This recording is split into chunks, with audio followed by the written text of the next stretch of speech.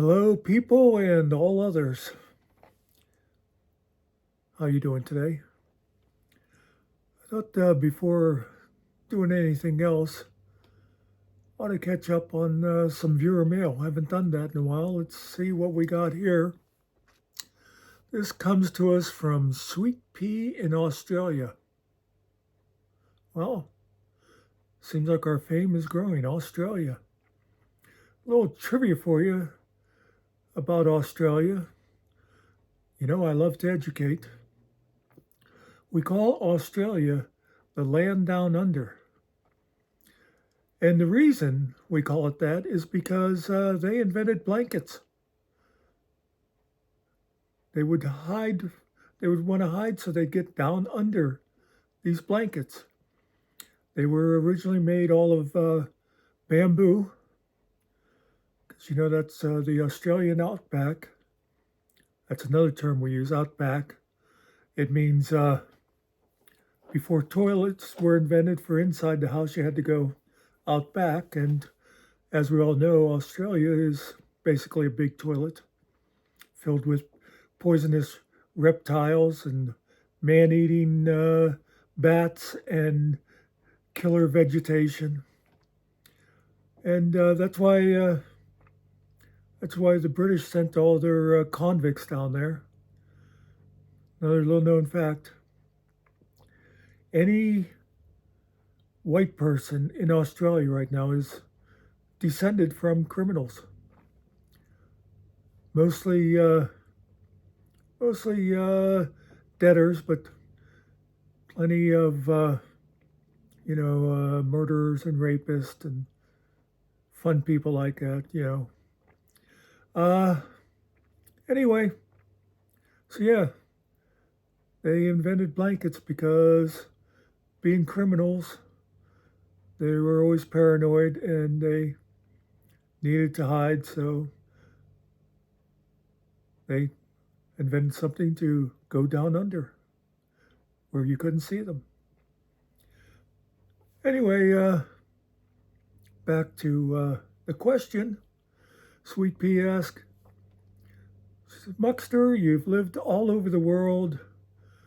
You've seen every continent. You've gone almost everywhere. What is your favorite place ever? Well, first off, Sweet Pea, I think you have me confused with another famous YouTuber, maybe David Finkel. And I've traveled a little, but not all over the world. I've been in Canada and Mexico, so I guess that makes me an international traveler. I've lived in Osceola. Actually, I guess I lived in Connecticut up until I was 4. Lived in Pennsylvania. Lived in California for a bit. But that's not what you're asking. You want to know my favorite place? There's place, hey, there's no place like home. That's pretty good. I like that. You can use that if you want. But yeah, there's places I like. Uh, of course, just hanging around here is always good. There's I know in travels there were places I came across like I always remember being in Denver, Colorado, and walking around, and I don't know if it's still this way, but it was like the cleanest city I've ever seen. There wasn't even a gum wrapper on the sidewalk. And speaking of clean cities, I always liked New York City, which is anything but clean, but there's just a certain vibe to it. But my favorite place in the world is in Pittsburgh. It's Mount Washington. Now, for any of you that know Pittsburgh at all but aren't sure what Mount Washington is, that's that great big steep place that the inclines go to the top of. And I always like going up onto Mount Washington. And they have these overlooks that extend out from the top. And you can go up there and just look down on the city, which you shouldn't do, by the way. Pittsburgh's a nice place. Don't look down on it. But you can look out at the city and down at the river, the Allegheny. And it's always a great place to go to, like when the Pirates would be having fireworks nights.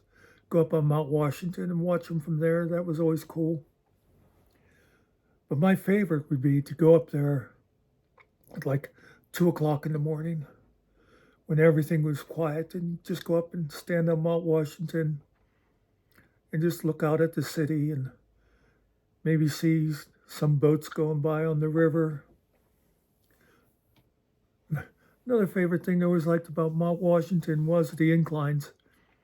Whenever anybody would come out and visit me when I lived out there, I'd like to take them on the incline. And one of my favorite things to do would be get on the incline, and when it'd be a bunch of other people on there, and you could always tell, some of them were tourists or visitors.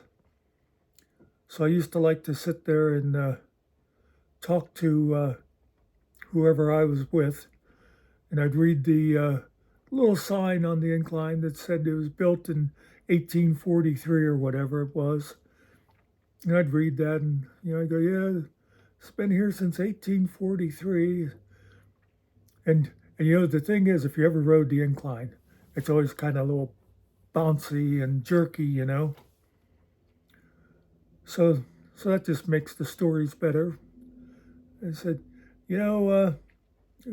every once in a while, it'll just break down, and it takes them a while to fix it. I know, like last year, the one time, it stopped halfway down the mountain, or up the mountain, depending on which way you were going at the time, but it got stuck halfway and they couldn't get it going. And they had to bring in firemen to rescue the people that were on it. And of course, it's too high. Their ladder trucks couldn't even reach up to the car. They'd extend the ladder as far as they could, and then they had to have guys come down with like harnesses and take people one at a time and take them down to where the ladder was, and they'd pass them off to a guy there who'd guide them down the ladder. And it took like hours for people to get off of there. And it was just always sort of fun to see the terrified looks on some of the people as we're bouncing down this mountain. And of course, I made the whole thing up, but it was just fun anyway. But as I'd say, the incline wasn't my favorite place. It was the top of Mount Washington and the overlooks. And I always remember one night, it was me, Pam, and Bobby were out carousing. I don't know what we had been doing, whether we were just out cruising or had we been to a concert and then, went to Eden Park for late night snack and coffee or something. I don't know, but I know we were out running around. Maybe in the day a guy pulled a gun on us, but that's another story. Damn guy just wouldn't yield. Anyway, so this night we were out, and it was like 2 in the morning or something. And I said, let's go up on Mount Washington. And, of course, they were ecstatic at the idea. Basically, I was driving, so they had no choice. So we went up, and I said about going out on the overlook, and they weren't having it. They just sat in the car. But I went out, and I was standing on the overlook. And like I said, it's always great, 2 o'clock in the morning, the whole city was quiet. Well, I imagine the city wasn't totally quiet, but from up there, you couldn't hear the noise. And I was standing there, and I was just like looking down at the river and over at the city, and it's all lit up and everything. And all of a sudden, the city started getting like a little fuzzy, you know? And it was getting sort of fuzzier, and I realized there was a fog coming in. And I just stood up there and I watched as the city got more and more fogged in till eventually you couldn't even see the lights anymore. It was just totally fogged in. And as I stood up there, though, the fog the edge of the fog was slowly moving across the river towards me, which was kind of interesting to watch, but it also kind of made me think I was at the beginning of a Stephen King novel. And the fog kept coming towards me, and finally it came towards me, and it got to me, and it was slowly getting thicker and thicker, till eventually, you know how there's the old saying, it was so dark I couldn't see my hand in front of my face? I actually went like this and could not see my hand. That's how thick the fog was. And I was there, and again, it was a little bit spooky, because this would be the point in the novel where the giant tentacles snatch me, or some sort of lizard creature would come running up and disembowel me. But it was just really cool, because it was kind of like being in a sensory deprivation chamber, I imagine. Not that I've ever been in one, but it was like I was totally cut off from the world, I was surrounded by this deep fog where you couldn't see anything, and it was totally quiet. It just was, I don't know if other people would like it, but I just thought it was a great sensation, just to be all alone, just me with my thoughts and the possibility of a disemboweling lizard. But, so yeah, then slowly the fog started clearing. And I just moving off behind me, I suppose, and eventually started seeing the lights glimmer in the city, and slowly it all came back again. So, yeah, thanks for the question, Sweet Pea. That would be my favorite place in the world. Hey, you be careful down under. You get out there in those rice paddies in the outback, you never know what you're going to come across, killer koalas. You got never go out there with babies, because you know what happens with them. The dingoes get your babies. And, like I said, it's a very dangerous place. I always remember the story. I'm a big history buff. That's how I know so much about Australia. I've did a lot of reading.